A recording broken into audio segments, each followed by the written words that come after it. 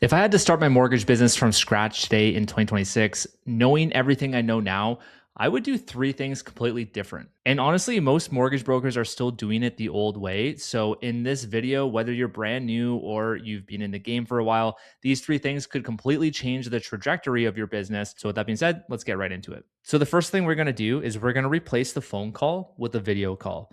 So the main problem that I see and that a lot of brokers are seeing right now is the conversion rates from app in to closing is dropping. And a good portion of that is because there's a lot of trust being lost with clients, and it all starts from the first discovery call. AI is everywhere. That trust is harder to build than ever. And that phone call more or less feels transactional to that person on the other end. And you're missing out on the visual connection and connecting eye to eye. Even if it's not in person, you still have another layer of connection there with that video call.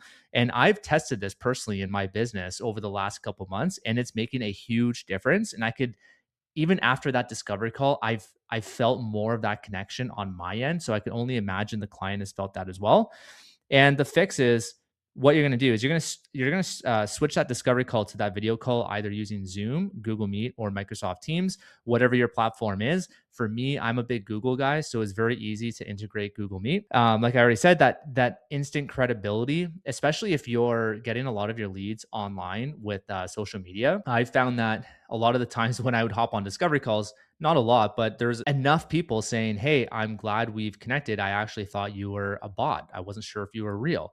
And I'm like, "What? Really?" And then once we enhanced that to the video call, it was even much better because some people might actually think that the phone call is AI as well. Like that's the level we've gotten to with AI. So it really removes that. The body language and eye contact, it builds more rapport in minutes, and literally within the first couple minutes I can feel it. And then on the phone call, you're just missing that. So the result of this was I've been receiving higher application conversion rates right off the bat, and the closings, it's only been 2 months where I've tested this in my business, but um, I could see the closing percentage increase just from the 2 months. And those were quick refi closes that I was able to tell. Like, it's very hard to go back and be like, I wonder if the discovery call versus video call was the reason why this closed. But I can just see it big picture that this will have an impact on the conversion rate, because for me and my business, the leads aren't an issue. The closing rates I want to increase versus increasing the amount of leads I have. So the video call was a no brainer for me. And even if you're on the referral partner side with referral partners and not the social media side of things, this still will have a huge impact. And I always think, like, with AI being there today, being human is your competitive advantage. So don't ever shy away from that, and don't hide it behind your process with automations. Number two, start with social media, not referral partners. So if you go back to my old podcast, the Commission Breath podcast, I was always adamant realtor partners were the way to go. And I am not here saying that you should not be going the route of realtor partners, or referral partners for that matter. But I would start with social media versus the opposite way around. I always thought you should start with referral partners, then build a brand and enhance that.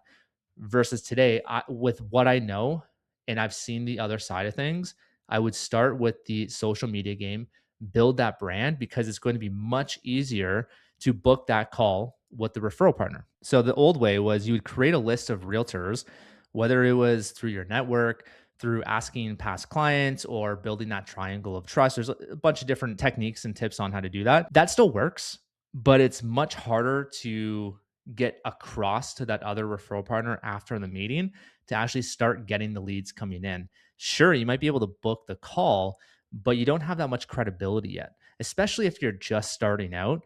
You're going to be pitching, the whole, my team has funded this many, my team has been in the industry for this long. But it's very obvious for a realtor to see how long you've been in the industry for. But building a brand, it gives you that much more credibility. Even if you're 1 or 2 years in, you would be surprised what a fucking follower account will do for you when you go to talk to a referral partner. It's the silliest thing, but when they see that you've got a brand, you've got the followers, you're posting consistently, they align with that, because a lot of referral partners are trying to do the same thing on their side. And you could even use this as a value add for when you connect with that referral partner and have that meeting with them. Number three, I would niche down immediately. So the problem with speaking to everyone is that the generalists are getting lost in the noise, especially with AI out there right now. You need to separate yourself from the banks and other brokers and the discount rate shops online. The power of a niche is you become the go-to specialist for that specific thing, and the client feels so much more understood and heard that the files are easier to process, and you're going to have that higher conversion rate instead of just trying to be one to many and say, hey, I do this, I do reverse mortgages, commercial deals, real estate investor. I work with real estate investor clients. Like being that person, it's just not going to work, not only from a marketing perspective, but also in house when if you have an underwriter or you're doing it yourself, like it's going to take you a lot of bandwidth to try to master these niches and you're never going to get there. So with that being said, how do you find that niche? The tricky part is when you first start, you're not going to have all of these files to get a hold of to understand which niche you want to dive into. So you have a couple options there. The first is maybe you partner with other brokers and you say, hey, I am offering an underwriting service. This is what I charge.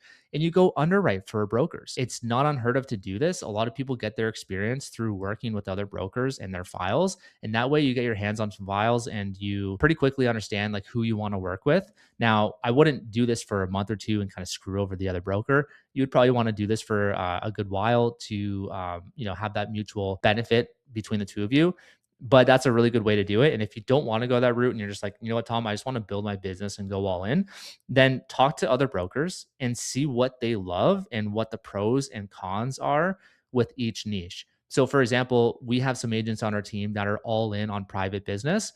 Go talk to them or someone in your brokerage that does the same thing and figure out what the pain points are working in that niche, what they love about it, what the profitability is. Then from there, you're going to try some things out. You're going to maybe do your first 10, 20 deals, see what excites you, see what you resonate more with. Then once you figure that out, you go all in on that niche. So some niche examples, first time home buyers, of course. This one's a little hard to crack. I mean, I think a lot of newer brokers go this route because you don't need that much experience with first time home buyers. So it's a little saturated and there is a longer buy cycle.